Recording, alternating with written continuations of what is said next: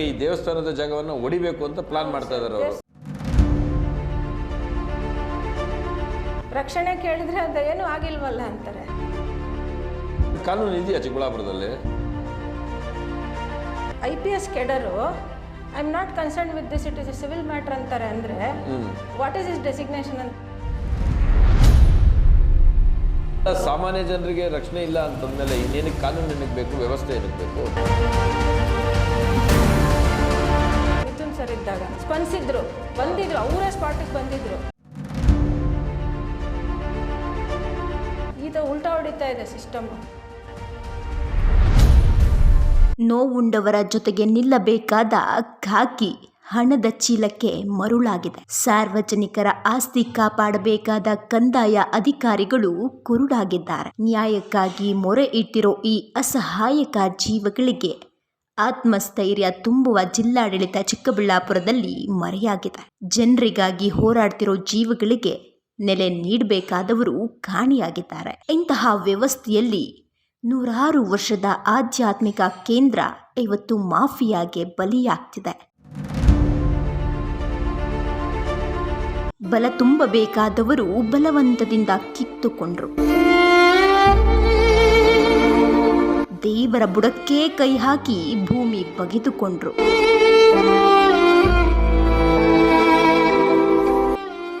ಎಪ್ಪತ್ತಕ್ಕೂ ಹೆಚ್ಚು ವರ್ಷಗಳ ಇತಿಹಾಸ ಇರುವ ದೇವಾಲಯ. ಈಗಾಗಲೇ ದೇವಾಲಯದಲ್ಲಿ ಪೂಜೆ ಪುನಸ್ಕಾರಗಳು ನಿರಂತರವಾಗಿ ನಡೆದಿದೆ. ಸಾಧು ಸಂತರು ತಮ್ಮ ಆಶ್ರಯಕ್ಕಾಗಿ ನೆಚ್ಚಿ ಬದುಕಿದ ತಾಣ. ಇಂತಹ ತಾಣದ ಮೇಲೆ ಈಗ ಭೂಗಳ್ಳರ ಕಣ್ಣು ಬಿದ್ದಿದೆ. ಹೇಗಾದ್ರೂ ಮಾಡಿ ದೇವಾಲಯದ ಆಸ್ತಿ ಹೊಡಿಲೇಬೇಕು ಅಂತ ಪಟ್ಟು ಹಿಡಿದಿದ್ದಾರೆ. ಫಸ್ಟ್ ಸ್ಟಾರ್ಟಿಂಗ್ ಪೇಟ ಮುನಿಯಪ್ಪ ಅಂತ ಹೇಳ್ಬಿಟ್ಟು ಒಬ್ಬರು ಸ್ವಾಮಿಗಳಿದ್ರು, ಸಾಧುಗಳು. ಆಮೇಲೆ ಅವರಾದಮೇಲೆ ನಮ್ಮಪ್ಪ ನಾರಾಯಣಪ್ಪ ಅಂತ ಹೇಳ್ಬಿಟ್ಟು ಅವ್ರು ಬಂದು, ಅವರು ಸುಮಾರು ವರ್ಷಗಳಿಂದ ಇದ್ದು, ನನಗೆ ಬುದ್ಧಿ ಬಂದು ಒಂದು 40 ವರ್ಷದಿಂದ ನಾವು ಯಾರು ಬಂದು ನಮ್ಮದು ಜಮೀನು ಏನು ಅಂತ ಯಾರೂ ಕೇಳಿರಲಿಲ್ಲ. ಸುಮಾರು ಒಂದು 2-3 ತಿಂಗಳಿಂದ ಈಚೆಗೆ ಬಂದಿವರು, ನಾವು ಅಗ್ರಿಮೆಂಟ್ ಹೋಲ್ಡ್ರು, ನಾವು ತಗೊಂಡಿದ್ದೀವಿ ಅಂತೇಳಿ ಎಲ್ಲ ಇದು ಮಾಡಿ ಎಲ್ಲ ಇದು ಮಾಡ್ಕೊಂಡು ಎಲ್ಲ ಮಾಡಿ ಕಾಂಪೌಂಡ್ ಎತ್ತಿ ಎಲ್ಲ ಈ ಥರ ಮಾಡ್ಕೊಂಡ್ಬಂದಿದ್ದೀವಿ. ಸೊ 30 ವರ್ಷದಿಂದ ನಾನು ನೋಡ್ಕೊಂಬಂದಿರೋದು. ಆಶ್ರಮ ಇಲ್ಲೇ ಇದೆ, ಇಲ್ಲೆಲ್ಲ ತೋಟ ಇತ್ತು, ಹಿಂದೆ ಎಲ್ಲ ಇತ್ತು, ಯಾರೂ ಅವಾಗ ಯಾವೂ ಇರಲಿಲ್ಲ. ಸೊ 30 ವರ್ಷದಿಂದ ಇಲ್ಲದೆ ಇರೋದು ಇವತ್ತು ಬಂದು ರಾತ್ರಿ ಕಾಂಪೌಂಡ್ ಹಾಕಿ ಅಲ್ಲಿ ನೋಡಿ ಎಲ್ಲ ಫುಲ್ಲು ಇರೋ ಟಾಯ್ಲೆಟ್ನೆಲ್ಲ ಕವರ್ ಮಾಡಿಕೊಂಡು ದಾರಿಗಂತ ಹಾಕ್ಕೊಂಡು ಎಲ್ಲ ನಾವು ನೋಡ್ದಂಗೆ ನಮಗೆ ತಿಳಿದು ಬಂದಿದ್ದೇನೆಂದರೆ ರಾತ್ರಿ ಯಾರೋ ಇಲ್ಲೇ ಲೋಕಲರ್ ಸಪೋರ್ಟ್ ಇಲ್ಲದೆ ಅದು ಮಾಡೋಕ್ಕೆ ಆಗೋದಿಲ್ಲ.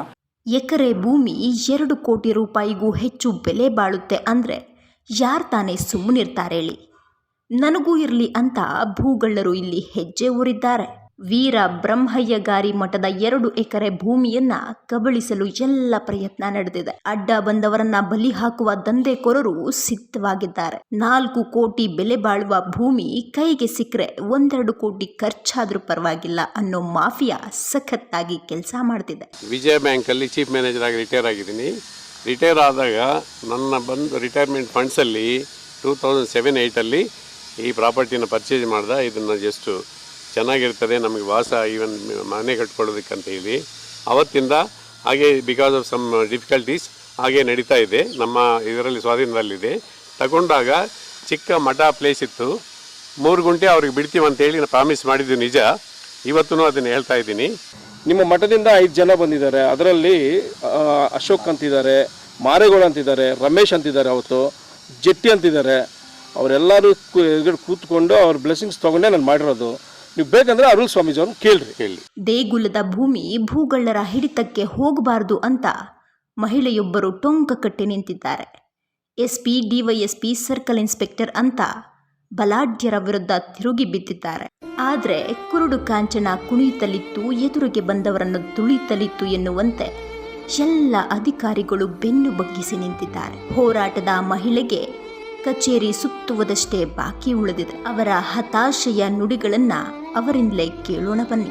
ಭೂಮಿಗೆ ಬಂಗಾರದ ಬೆಲೆ ಸಿಗ್ತಿದ್ದಂಗೆ ಭೂಮಿಯನ್ನು ನುಂಗುವವರ ಕಾಟನೂ ಜಾಸ್ತಿ ಆಗ್ತಾ ಇದೆ. ಅದರಲ್ಲೂ ಸರ್ವೆ ನಂಬರ್ನಲ್ಲಿರ್ತಕ್ಕಂಥದ್ದು ಹಾಗೂ PTCLನಲ್ಲಿರ್ತಕ್ಕಂಥ ಜಮೀನುಗಳನ್ನು ಏಕಾಏಕಿ ದಾಖಲೆಗಳನ್ನು ನಿರ್ಮಿಸಿಕೊಂಡು ಅದನ್ನು ದೋಚತಕ್ಕಂಥ ಕೆಲಸ ಬಹಳಷ್ಟು ನಡೀತಾ ಇದೆ. ಅದರಲ್ಲೂ ಚಿಕ್ಕಬಳ್ಳಾಪುರದ ಜಿಲ್ಲಾ ಕೇಂದ್ರದಲ್ಲಂತೂ ಈ ಒಂದು ಪ್ರಕರಣಗಳು ಅತಿ ಹೆಚ್ಚಾಗಿ ಕಂಡು ಬರ್ತಾ ಇದೆ. ಇದರ ಪೈಕಿ ದೇವಸ್ಥಾನ, ಚರ್ಚು ಸೇರಿದಂಗೆ ಮುಸ್ಲಿಮರ ದರಖಾಸ್ತು ಭೂಮಿಗಳು ಏನಿದ್ದಾವೆ ಅವುಗಳನ್ನು ಕೂಡ ಅವರು ಲಪಟಾಯಿಸುವಂತಹ ಕೆಲಸ ನಡೀತಾ ಇರ್ತಕ್ಕಂಥದ್ದು ಕಂಡು ಬರ್ತಾ ಇದೆ. ಇವತ್ತು ನಮ್ಮ ಹತ್ರ ಬಂದಿರತಕ್ಕಂಥದ್ದು ಇಂಥದ್ದೇ ಒಂದು ವಿಶೇಷ ವರದಿ.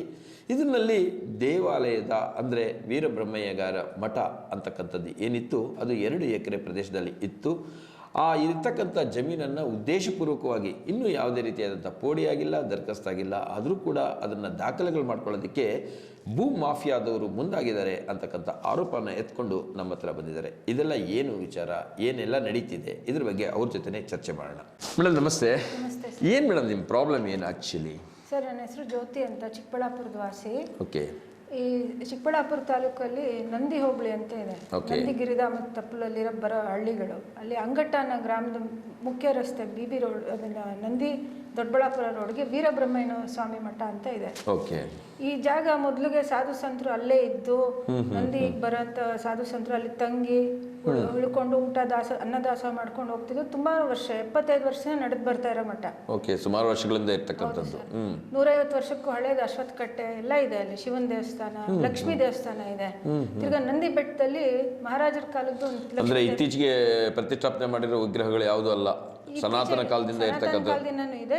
ಇತ್ತೀಚೆಗೆ ಅಂದ್ರೆ ಒಂದು 1982 ಅಲ್ಲಿ ಮಾಡಿರೋದು ವೀರಬ್ರಹ್ಮಯ್ಯ ಅವ್ರದ್ದಿದೆ. ಅದಕ್ಕೆ ಮುಂಚೆ ಶಿವಲಿಂಗ ಸರ್. ಈ ತರ ಮತ್ತೆ ಹಿಂದ್ಗಡೆ ಬೆಟ್ಟದಲ್ಲಿ ಆ ಪಾಳೆಗಾರ ಕಾಲದ ಲಕ್ಷ್ಮೀ ದೇವಸ್ಥಾನ ಇದೆ. ಇದ್ರ ಹಿಂದೆನೆ ಹಿಂಭಾಗದಲ್ಲೇ. ಓಕೆ.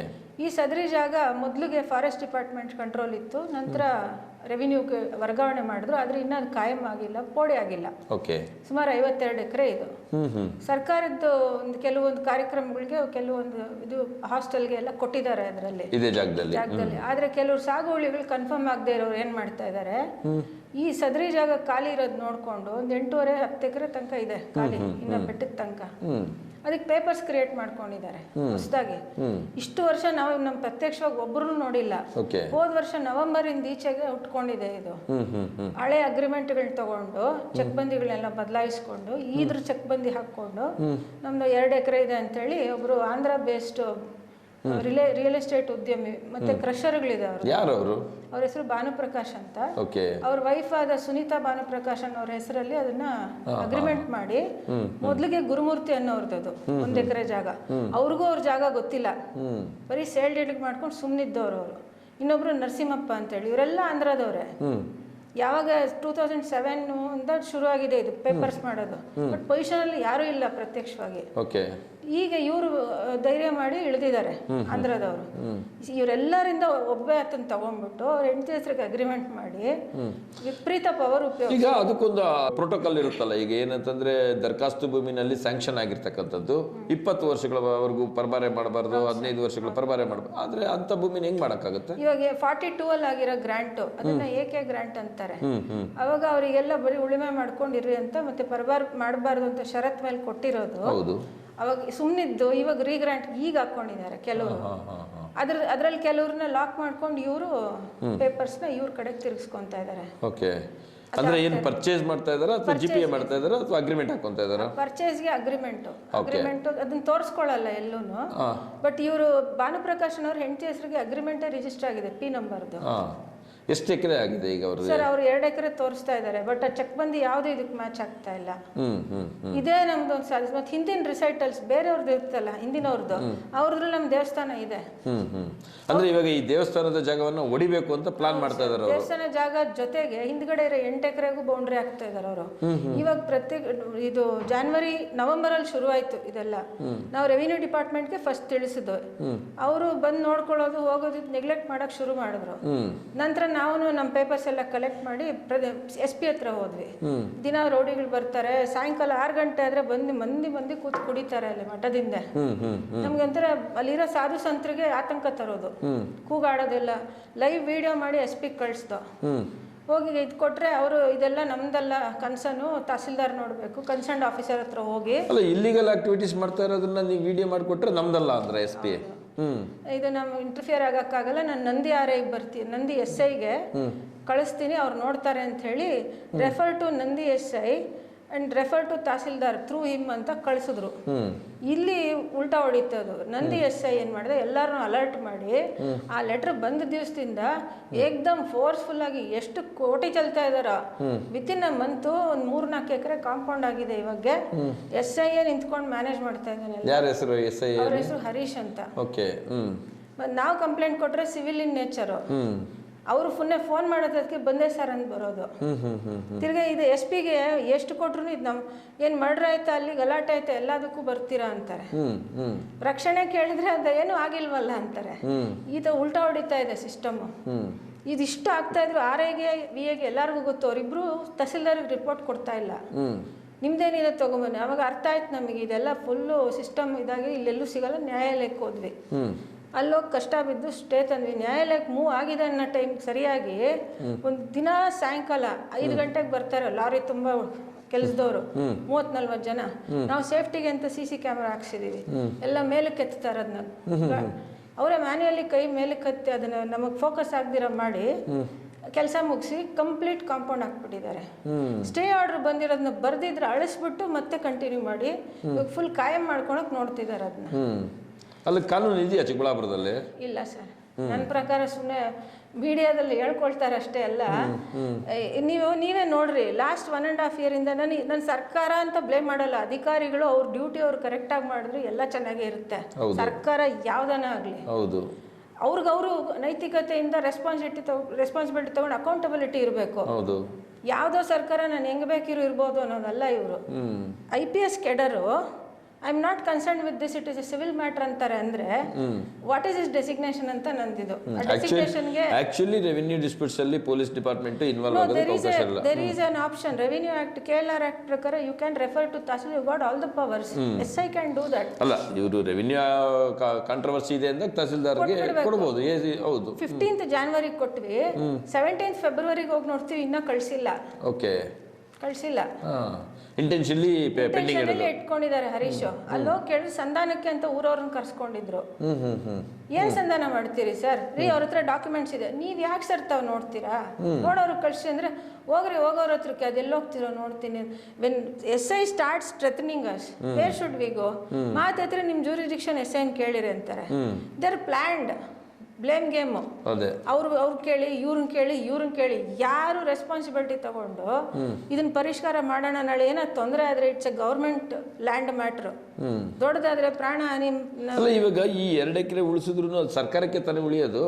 ಉಳಿಸಿದ್ರು ಅವ್ರಿಗೆ ಉಳಿಯೋದು. ನಾನು ಒಂದ್ ಹೇಳ್ತೀನಿ, ಇಲ್ಲಿ ಸರ್, ಇಲ್ಲಿ ನೇಚರ್ ಆಫ್ ಈ ಪ್ರಾಪರ್ಟಿ ಹೇಳ್ತೀನಿ, ಪಕ್ಕಾ ಸಾತ್ವಿಕತೆಯಿಂದ ಇದೆ. ಅವ್ರಿಗೆ ಅನ್ನಕ್ಕೂ ಬರಲ್ಲ, ಕೆಟ್ಟ ಮಾತು ಬರಲ್ಲ. ಎಲ್ಲ ಸಾಧು ಸಂತರು, 80 ವರ್ಷ 70 ವರ್ಷ ಮೇಲಿರೋರು. ಅವ್ರನ್ನ ಹೋಗಿ ನೀವು 15-20 ಮಂದಿ ರೌಡಿನ ಇಟ್ಬಿಟ್ಟು ಬೆದರಿಸಿದ್ರೆ ಎಲ್ಲಿ ಹೋಗ್ತಾರೆ ಹೇಳಿ? ನೆಕ್ಸ್ಟ್ ಇನ್ನೊಂದ್ ಮಠಕ್ಕೆ ಹೋಗ್ತಾರೆ, ಇನ್ನೊಂದ್ ದೇವಸ್ಥಾನಕ್ಕೆ ಹೋಗ್ತಾರೆ. ಇವ್ರಿಗೆ ಬೇಕಿರೋದು ಅದೇ, ಖಾಲಿ ಮಾಡಿಸ್ಬೇಕು. ನಾವು ಸ್ವಲ್ಪ ನಾವೇನು ಪವರ್ಫುಲ್ ಅಲ್ಲ. ಒಂದಷ್ಟು ಜನ ಅವ್ರಿಗೆ ಸೇವೆ ಮಾಡೋರು ಹೋಗಿ ಸಪೋರ್ಟ್ಗೋರು ನಮ್ಮನ್ನ ಎದುರಿಸೋದು. ಅಂದ್ರೆ ನಿಮ್ಮ ಅಪ್ಪೀಲು ಇದು ಯಾರು ನಮ್ಗೊಬ್ಬರಿಗೆ ಹೆಸರಿಗೆ ಬರೀರಿ ಅನ್ನೋದೇನಲ್ಲ. ಮಠಕ್ಕೆ ಮಾಡ್ರಿ, ಅಲ್ಲಿ ಇದೆಯಲ್ಲ ಆಲ್ರೆಡಿ ಪೊಸಿಷನ್ ಅಲ್ಲಿ ಇರೋದನ್ನ ಕಾಯಂ ಮಾಡ್ರಿ. ನೀವು ಏನಕ್ಕೆ ತಗೊಳ್ತಿಲ್ಲ, ಪೋಡ್ ಯಾಕೆ ಮಾಡ್ತಿಲ್ಲ? ಅಷ್ಟು ದೊಡ್ಡ ಎಕ್ಸ್ಟೆಂಟ್ ವರ್ಷಗಳಿಂದ ನಿಮ್ಮ ಇಶ್ಯೂಸ್ ನೀವು ಪ್ರಾಬ್ಲಮ್ ಸಾಲ್ವ್ ಮಾಡಿದ್ರೆ ಮಠದ ಪೊಸಿಷನ್ ಪ್ರೂವ್ ಆಗುತ್ತೆ. ಅದು ಮುನಿಯಪ್ಪ ಅನ್ನೋನು ಆ ಮಠಕ್ಕೆ ಬಿಟ್ಕೊಟ್ಟಿರೋ ಜಾಗ. ಅದು ನಾವು ಪಕ್ಕಾ ಸರ್ಕಾರದ ಜಾಗದಲ್ಲಿ ಇದೀವಿ ಅಂತಲೂ ಇಲ್ಲ. ಅಂದ್ರೆ ವ್ಯವಸ್ಥಿತವಾಗಿ ಅಧಿಕಾರಿಗಳು ನಿಂತು ಬಿಟ್ಟಿದ್ದಾರೆ ಮಾಫಿಯಾ ಜೊತೆ. ಪಕ್ಕಾ ಸರ್, ಇಲ್ಲಿ ನಮ್ಮ ಚಿಕ್ಕಬಳ್ಳಾಪುರದಲ್ಲಿ ಒಂದು ಟ್ರೆಂಡ್ ಇದೆ. ನಿಮಗೆ ಪರ್ಸನಲ್ ಆಗಿ ಮೀಟ್ ಆಗಿ ನಿಮ್ಗೆ ಕಮಿಟ್ ಆಗಿರೋಂಥವ್ರು ಫೋನ್ ನಂಬರ್ಸ್ ನೀವು ಇಟ್ಕೊಂಡ್ರೆ ನೀವು ಅಟೆಂಡ್ ಮಾಡೋದು. ನಾವು ಪಬ್ಲಿಕ್ ಕಷ್ಟ ಅಂತ SPಗೆ ಮಿಡ್ನೈಟ್ 10:30 ಎಷ್ಟು ಸತಿ ಮಾಡಿದೀವಿ, ಎತ್ತಿಲ್ಲ. ತಹಸೀಲ್ದಾರ್ಗೆ ಮಾಡ್ತೀವಿ, ಎತ್ತಲ್ಲ. RIಗೆ ಮಾಡಿದ್ರೆ ಎತ್ತಲ್ಲ. ಯಾವಾಗೋ ಏನಾನ ಕಾಲ್ ಬ್ಯಾಕ್ ಅರ್ಜೆಂಟ್ ನೆಸೆಸರಿ ಅಂತ ಮೆಸೇಜ್ ಹಾಕ್ರೆ ಎಷ್ಟೊತ್ತಿಗೆ ಮೀಟಿಂಗಲ್ಲಿದ್ದೆ ಹೇಳಿ. ಪಬ್ಲಿಕ್ ಸರ್ವೆಂಟ್ಸ್ ಯಾರಿಗೂ ಪಬ್ಲಿಕ್ ಅಟೆಂಡ್ ಮಾಡೋದು ಸೀರಿಯಸ್ನೆಸ್ ಇಲ್ಲ. ಈ ಮಾಫಿಯಾ ಇದೇನು ನಡೀತಾ ಇದೆ, ನಾನು ವಿತ್ ಎವಿಡೆನ್ಸ್ ಕೊಡ್ಲಿಕ್ಕೆ ರೆಡಿ ಇದ್ದೀನಿ. ಬಟ್ ಏನಂದ್ರೆ ನಾನು ವಾಯ್ಸ್ ರೈಸ್ ಮಾಡಿದೆ ಅನ್ಕೊಳ್ಳಿ, they target us. Above 60 years ಜಾಸ್ತಿ ಇದ್ದಾರೆ. Aren't they senior citizens of our country? ಹೌದಲ್ಲ. ಅವರು ಯಾರ್ದೋ ಮನೇಲಿ ಹುಟ್ಟು ಬೆಳೆದಿರೋರು, ಅವ್ರಿಗೆ ಮದ್ವೆ ಇಲ್ಲ, ಸನ್ಯಾಸಿಗಳಾಗಿದ್ದಾರೆ ಅಂತ ಬದುಕ ರೈಟ್ಸ್ ಇಲ್ವಾ? Senior citizenship act is there to protect people who are old. ಇವ್ರಿಗೆ ಅದು ಆಕ್ಟ್ ಅಪ್ಲೈ ಆಗಲ್ವಾ? ಅದಕ್ಕೆ ಯಾರು ಸಪೋರ್ಟ್ ಮಾಡ್ತಾ ಇಲ್ಲ. ಸೇಫ್ಟಿ ಇಲ್ಲ, ಸೆಕ್ಯೂರಿಟಿ ಇಲ್ಲ. ಇವಾಗ ಮನೆಗಳಲ್ಲಿ ನಾವು ಆಸ್ತಿ ಮಾಡಿರೋ ಸೀನಿಯರ್ ಸಿಟಿಸನ್ ಹೋಗಿ ಹಿರಿಯ ನಾಗರಿಕರ ಸಂರಕ್ಷಣಾ ಕಾಯ್ದೆ ಇಲ್ಲ ನಡೀತಿಲ್ಲ ಸರ್. ಅದು ಸನ್ಯಾಸಿಗಳಿಗೆ ಅದು ಒಪ್ಪಲ್ವಾ? ಅವ್ರ ಕಾನ್ಸ್ಟಿಟ್ಯೂಷನ್ ಅಲ್ಲಿ ಇಲ್ವಾ? ಅವರು ಇನ್ನು ಹಾರ್ಮ್ಲೆಸ್ ಆಗಿ ದೇವ್ರ ಊರೆಲ್ಲ ಚೆನ್ನಾಗಿರ್ಲಿ ಅಂತ ಬೇಡವ್ರು ಅವರೇ ಇವಾಗ. ಅಂಥವ್ರಿಗೆ ಉಳ್ಕೊಳಕ್ ಸೆಕ್ಯೂರಿಟಿ, ನಾವೇನೋ ಒಂದು ಜನ ಮಾಡ್ಕೊಟ್ಟಿರೋ ಜಾಗ ದೇವರ ಆಶ್ರಯದಲ್ಲೇ ಸೆಕ್ಯೂರಿಟಿ ಇಲ್ಲದೆ ಮಾಡ್ತಿದ್ದಾರೆ ಅಂತ ವ್ಯವಸ್ಥೆ ಈಗ. ಈಗ ನಿಮ್ಮ ಹೋರಾಟ ಹೆಂಗ್ ಹೋಗ್ತಾ ಇದೆ ಹಾಗಾದ್ರೆ ಇದನ್ನ ಉಳಿಸೋದಕ್ಕೋಸ್ಕರ? ಕೋರ್ಟ್ಗೆ ಹೋಗಿದ್ದೀವಿ ಸರ್, ಕೋರ್ಟಲ್ಲಿ ಸ್ಟೇ ಆಯಿತು, they verified the documents and to avert more damage stay ಬಂದಿದೆ. ನಾವು the things should be verified. ಈ ಡಾಕ್ಯುಮೆಂಟ್ ವೆರಿಫಿಕೇಶನ್ ಕೋರ್ಟಲ್ಲೇ ನಡಿಬೇಕು. ಹೌದು. ಇವಾಗ revenue matter Tahsildar has got very all discretionary power. He is the own main person. ಅವ್ರು ನಡೆಸಿ ಇದಕ್ಕೊಂದು ರಿಪೋರ್ಟ್ ಪ್ಯಾರಲಲ್ಲಿ ಹಾಕೋದಕ್ಕೆ ನಾವು ಎಕ್ಸ್ಟರ್ನಲ್ ಇದು ಕೊಟ್ಟಿದ್ದೀವಿ ಕಂಪ್ಲೇಂಟ್ಸ್. SP-ದು ಇದ್ರ ಪ್ರಕಾರ ಡೈರೆಕ್ಷನ್ ಪ್ರಕಾರ tahsildar is eligible liable also. ಅವರು ತಗೋಬೇಕು ಆಕ್ಷನ್. ಹೌದು. ಅಲ್ಲ, ನೀವು ಕೇಳ್ತಾ ಇರ್ತಕ್ಕಂಥದ್ದು ನಿಮ್ಮ ಸ್ವಂತಕ್ಕಲ್ಲ, ಇಂಡಿವಿಜುವಲ್ ಪ್ರಾಪರ್ಟಿ ಮಾಡಿಕೊಡಿ ಅಂತ ಅಲ್ಲ. ಹೌದು. ದೇವಸ್ಥಾನ ವೀರಬ್ರಹ್ಮಯ್ಯಗಾರಿ ಮಠ ಉಳಿಸ್ಕೊಡಿ ಅಂತ. ಹಾಗಿದ್ದಾಗ ಅದು ಸರ್ಕಾರದ ಆಸ್ತಿ ಆಗುತ್ತೆ. ಅವ್ರು ಯಾಕೆ ದಾಖಲೆ ಕೇಳ್ತಾರೆ? ಅದನ್ನ ವೆರಿಫೈ ಮಾಡಬೇಕಾಗಿರ್ತಕ್ಕಂಥದ್ದು ಅಧಿಕಾರಿಗಳಲ್ವಾ? ನಾಲೆಜ್ ಗೊತ್ತು ಸರ್, ಯಾಕಂದ್ರೆ ಡೆಸ್ಪರೇಟ್ ಆಗಿ ಆಡ್ತಿದ್ದಾರೆ ಅಂತ. But it is very clear there and undue influence of Bhanuprakash is working a lot. ಏನು ಭಾನುಪ್ರಕಾಶ್ ಏನು actually? He is a realtor. Maybe many powerful hands are behind him and they're shelling down money like anything. 40 members 2 lorry ತುಂಬ ಬಂದು crusher workers over night compound cut ಹಾಕಿದ್ದಾರೆ. Stay order ಬಂದು ಮತ್ತೆ ಬೆಳಗ್ಗೆ ನೋಡಿದ್ರೆ ಎಲ್ಲ ಬ್ಲ್ಯಾಕ್ ಕಲರ್ ಪೇಂಟಲ್ಲಿ ಗೀಚ್ ಹಾಕಿದ್ದಾರೆ. ನಾವು ರೆಡ್ ಹಾಕಿದ್ವಿ, ಫುಲ್ ಎಲ್ಲ ಬ್ಲ್ಯಾಕ್ ಕಲರ್ ಪೇಂಟ್ ಗೀಚಿ ಮುಗಿಸ್ಬಿಟ್ಟಿದ್ದಾರೆ ಕೆಲಸ. ಅಂಗಟ್ಟು ಗ್ರಾಮದ ಹುಡುಗರು ಹೋಗಿ ಕೇಳಿದ್ರೆ ಯಾವ ಸ್ಟೇ ಆರ್ಡ್ರು ತೊಗೊಂಬಂದು ತೋರಿಸು, ಯಾವನ್ ಬಂದು ನಮ್ಗೆ ನಿಲ್ಸೋನು. ಈ ರೇಂಜಲ್ಲಿ ಲ್ಯಾಂಡ್ ಮಾಫಿಯಾ ನಡೀತಾ ಇದೆ ಚಿಕ್ಕಬಳ್ಳಾಪುರದಲ್ಲಿ. SI ಎತ್ತಿದ್ರೆ ಯಾರಿಗೆ ಮಾಡ್ತೀರಾ? SI when he is supporting this illegal things we should inform him. ಅಲ್ಲಿ ತಿರ್ಗಾ 112 ಕರೆದ್ರೆ ಏನು ಹೇಳ್ತಾರೆ? ಕಂಪ್ಲೇನೆಂಟ್ ಎಲ್ಲಿದ್ದೀರಾ ರೀ ನೀವು? ಸರ್ ನಾವು ಟೌನಲ್ಲಿದ್ದೀವಿ, ಅಲ್ಲಿ ವೃದ್ಧರಿದ್ದಾರೆ, ಪ್ರಾಬ್ಲಮ್ ಇದೆ ನೋಡಿ. ಕಂಪ್ಲೇನೆಂಟ್ ಸ್ಪಾಟಲ್ಲಿ ಇದ್ರೆ ಇಲ್ಲ ಅಂದರೆ ನಾವು ನೋಡಲ್ಲ ರೀ ಕಂಪ್ಲೇಂಟು, ಇಲ್ಲಿ ಇವೆಂಟೇ ನಡೆದಿಲ್ಲ ಅಂತ ಬರ್ಕೊಂಡು ಹೋಗ್ತೀವಿ ಅಂತಾರೆ. We recorded that. Immediately I sent in to SP and gave a complaint. Sir, I am lodging a WhatsApp complaint. Please take it very seriously. Things are going totally out of control. ಇಲ್ಲ ಇಲ್ಲ. ಇದ್ರ ಹಿಂದೆ ನಮ್ಗೆ ಇಂಥದ್ದೊಂದು ಘಟನೆ ನಡೀತು, Mithun sir ಇದ್ದಾಗ ಸ್ಪಂದಿಸಿದ್ರು, ಬಂದಿದ್ರು, ಅವರೇ ಸ್ಪಾಟಿಗೆ ಬಂದಿದ್ರು. ಇಲ್ಲಿ ಈಗಿರೋ ಡೆಸಿಗ್ನೇಟೆಡ್ ಆಫೀಸರ್ಗೆ is not at all in concern of anything. ಸಾಮಾನ್ಯ ಜನರಿಗೆ ರಕ್ಷಣೆ ಇಲ್ಲ ಅಂತಂದ್ಮೇಲೆ ಇನ್ನೇನಕ್ಕೆ ಕಾನೂನು ಏನಕ್ಕೆ ಬೇಕು, ವ್ಯವಸ್ಥೆ ಏನಕ್ಕೆ ಬೇಕು? ವಾರಕ್ಕೊಂದು ಕ್ರೈಮ್ ರಿಪೋರ್ಟ್ ಬಂದ್ರೆ ಪೇಪರಲ್ಲಿ ಅದಲ್ಲ ಸರ್ ಆಡಳಿತ. Day to day law and order ಹೆಂಗಿದೆ ಅನ್ನೋದು ನೋಡಬೇಕು. ನಂದಿ ಬೆಲ್ಟು ನಮ್ದು ಕರ್ನಾಟಕಕ್ಕೆ ಒಂದು ಹೆಮ್ಮೆ ಅದು. ಹೌದು. ಬರೀ ಹುಕ್ಕಾ ಸೆಂಟರ್ಗಳು, ರೆಸಾರ್ಟ್ಗಳು, ಸ್ಟೇ ಹೋಮ್ಸು ಬರೀ ಇವೆ. ಒಂದು ದೇವ್ರದೇನೋ ನಡೀತಾ ಇದೆ, ಸಾತ್ವಿಕವಾಗಿ ಯಾರೋ ಇದ್ದಾರೆ ಸಾಧು ಸಂತರು, ಅವ್ರಿಗೊಂದು ನೆಲೆ ಬೇಡವಾ? ಹೋಗ್ಲಿ, ಅವ್ರೇನು ಇವತ್ತು ಬಂದಿದಾರ? ನಮ್ ಚಿಕ್ಕಬಳ್ಳಾಪುರ ಯಾಕೆ ದುರಂತ ಬಂತು ಅರ್ಥ ಆಗ್ತಿಲ್ಲ. ಮುಂದಿನ ಹೋರಾಟ ಹೇಗಿರುತ್ತೆ ಮೇಡಮ್ ನಿಮ್ದು? ಇದೇ ಬೆಳವಣಿಗೆ ಆದ್ರೆ ಮುಂದಿನ ಹೋರಾಟ ಹೆಂಗ್ ಶಕ್ತಿ ಕೊಟ್ರೆ ಹಂಗ ಹೋಗುತ್ತೆ ಸರ್. ಎಲ್ಲಾರ ಸಹಕಾರ ಕೇಳ್ತಾ ಇದೀವಿ. ಅವ್ರ ಮನ್ಸಿಗೆ ಹೆಂಗ್ ಬರುತ್ತೋ ಹಂಗ್ ನಮ್ ಜೊತೆ ಸೇರ್ಬೋದಿಲ್ಲ. ಅವರೇ ಮುಂದೋದ್ರೆ ನಾನು ಹಿಂದೆ ಹೋಗೋಕೆ ರೆಡಿ ಇದ್ದೀನಿ. ದೇವ್ರು ಹೆಂಗ್ ದಾರಿ ಕೊಟ್ರೆ ಹಂಗೆ ನಡೆಯುತ್ತೆ ಸರ್. ಸರಿ ಮೇಡಮ್, ನಿಮ್ಮ ಹೋರಾಟಕ್ಕೆ ಆದಷ್ಟು ಬೇಗ ಜಯ ಸಿಗ್ಲಿ, ಆದಷ್ಟು ಈ ಹೋರಾಟದಲ್ಲಿ ನಿಮ್ಗೆ ಯಶಸ್ಸು ಸಿಗ್ಲಿ. ಈಗ ಆಲ್ರೆಡಿ ನ್ಯಾಯಾಂಗ ಸ್ವಲ್ಪ ನಿಮ್ಮ ಪರವಾಗಿ ನಿಂತಿದೆ ಅಂತ ಕಾಣಿಸ್ತಾ ಇದೆ. ಯಾಕಂದ್ರೆ ಒಂದು ನಿಮ್ಗೆ ಇಂಟೀರಿಯರ್ ಆರ್ಡರ್ ಸಿಕ್ಕಿರ್ತಕ್ಕಂಥದ್ದು ಬಹಳಷ್ಟು ಶಕ್ತಿ ತುಂಬಿದೆ ಅಂತ ಅನ್ಕೊಂತೀನಿ. ಇದು ಇನ್ನಷ್ಟು ನಿಮಗೆ ಸಪೋರ್ಟ್ ಸಿಕ್ಕಿ ಮುಂದಿನ ದಿನಗಳಲ್ಲಿ ಸಾತ್ವಿಕ ನೆಲೆ ಉಳ್ಕೊಳ್ಳಿ ಅಂತಕ್ಕಂಥದ್ದು ನಮ್ಮ ಆಶಯ ಕೂಡ.